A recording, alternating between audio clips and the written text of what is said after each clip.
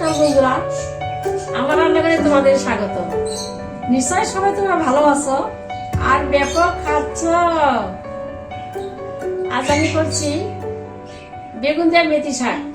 তাহলে দেখো কি করে আমি রান্নাটা করি। চলো, এখানে মেথি শাক আছে, আমি মেথি শাকটা রান্না করব। এরকম করে বেছে ধুয়ে নিয়েছি। এখানে আছে সরিষার তেল, নুন, হলুদ গুঁড়ো, এখানে আছে কালো জিরে আর 2টা শুকনো লঙ্কা, একটু বেগুন দিব শুধু। আমি বেগুনটা এরকম করে কেটে রেখেছি, কাঁচা লঙ্কা আর আদা, এটা দিয়েই আমি শাকটা করব।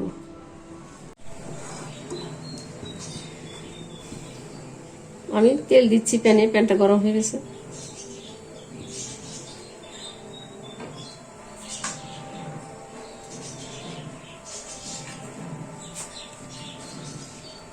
বেগুন দিয়ে দিচ্ছি, বেগুনটা ভেজে নিব আগে।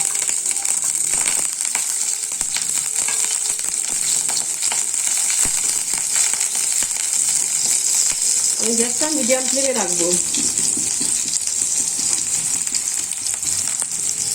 একটু নুন দিয়ে দিচ্ছি, একটু হলুদ,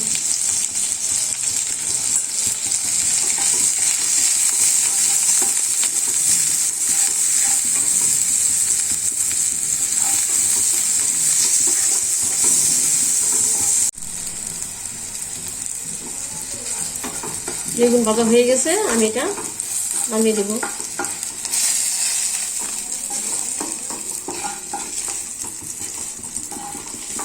আমি আরেকটু তেল দিচ্ছি, বেশি তেল দিব না, 1 চামচের মতো তেল দিব। 2টা শুকনো লঙ্কা,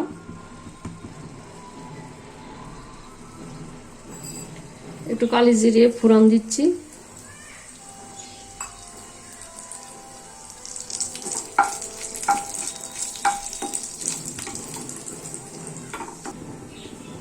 আমি শাক দিয়ে দিচ্ছি। এখন মেথি শাকগুলো এরকম ছোট করে কেটে নিয়েছি।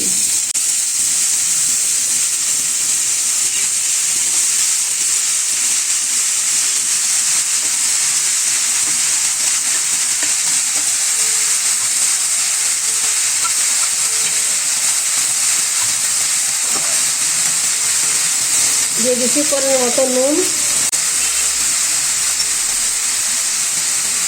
একটু হলুদ,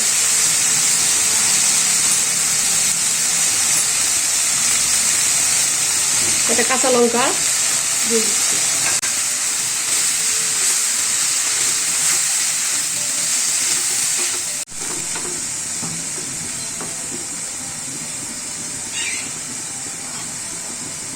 আমি এটা 3 মিনিটের জন্য ঢাকা দিয়ে দিচ্ছি।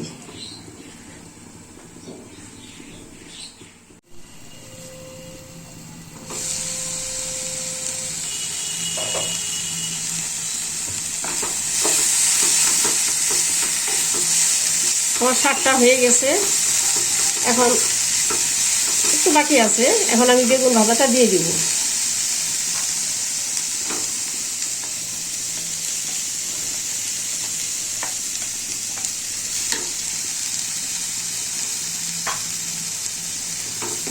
অনেক অনেক কিছু দেয় এই যে শাকটার মধ্যে, যেমন ডালের বড়ি দেয়, ক্যাপসিকাম, তারপর টমেটো, আলু, গাজর। আমি এটার মধ্যে শুধু বেগুন একটু ভাজা দিয়ে দিলাম, কারণ এটা আমি অনেক সবজি দিলে আসল যে মেথির শাকের সেন্টটা বা টেস্টটা সেটা আমি বুঝতে পারবো না।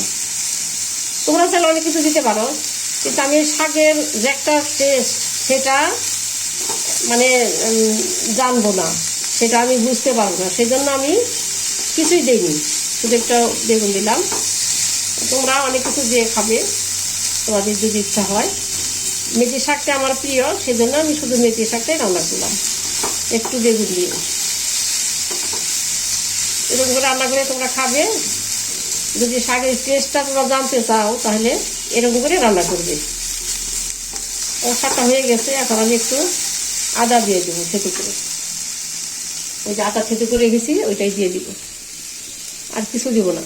এটা 10 মিনিটের রান্না তো হয়ে গেছে। খুব তেল কম, মশলা নাই। আমি গ্যাসটা এখন অফ করে দিব, রান্নাটা আমার হয়ে গেছে।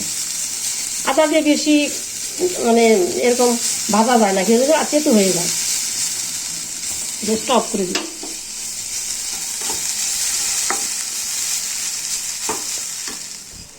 রান্নাটা আমার হয়ে গেছে, খুব সুন্দর হয়েছে।